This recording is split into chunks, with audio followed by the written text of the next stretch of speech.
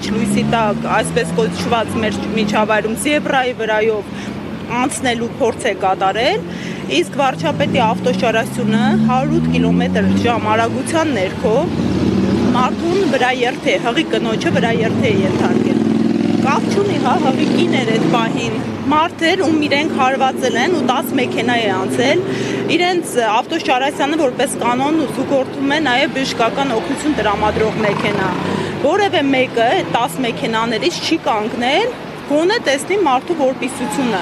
իրենք քշել գնացել են, այսինքն անգամ այդ քաղաքացուն սիրող վարչապետը, ով տեսնում է ինչա կատարում, համոզված եմ կա ռադիոկապ բոլոր մեքենաների միավորող ու հաղորդակցումը ապահովող։ Նախ ընդգծենք, որ այդ ռադիոկապի ձայնագրությունը ճակերտավոր ինչ-որ հրաշքով անհետացել է ու որպես հիմնական ակնհայտ է, չէ՞, ինչ տեխնիկական խոտան կարող է լինել։ Դա իրենք են անդադ պնդում, որ վարչապետը երկրի բարձրագույն պաշտոնատար անձանցից է, ում անվտանգությունը պետք է երաշխավորվի, ինչպես կարող է վարչապետի անվտանգությունը երաշխավորող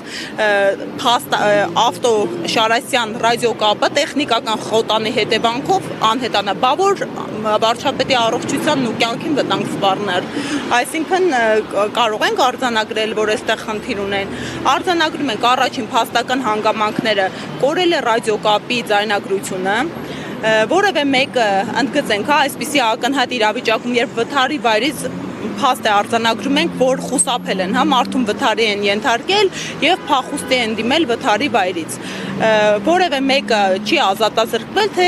կալանքի տեսքով կլինի այն դեպքում, երբ խոսքի համար կալանքը որպես ծայրահեղ միջոց առօրեական կիրառման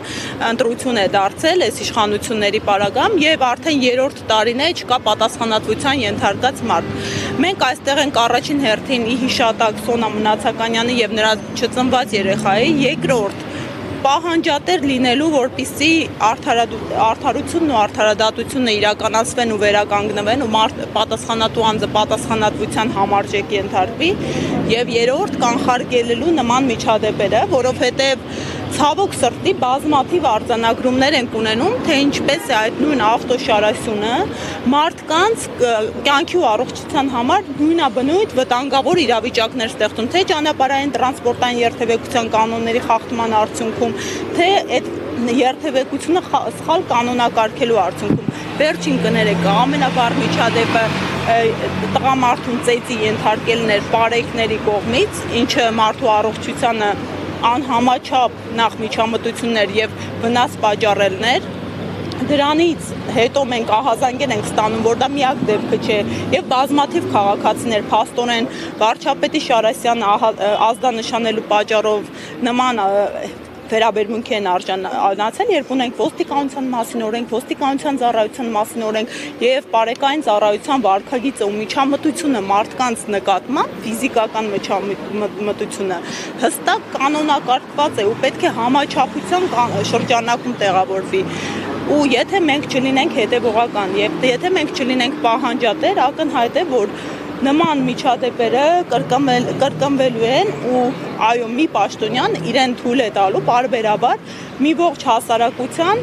ինչու ոչ նաև ընդհանրապես կենցաղը խաթարել։ Իրենք անցնում են,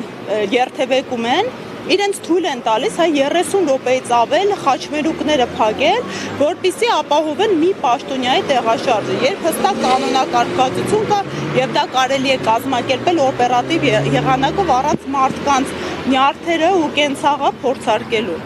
Այնպես որ ես ողջունում եմ մեր քաղաքացիներին ու ընկերներից նախ այս ամենը կազմակերպելու, երկրորդը հիշելու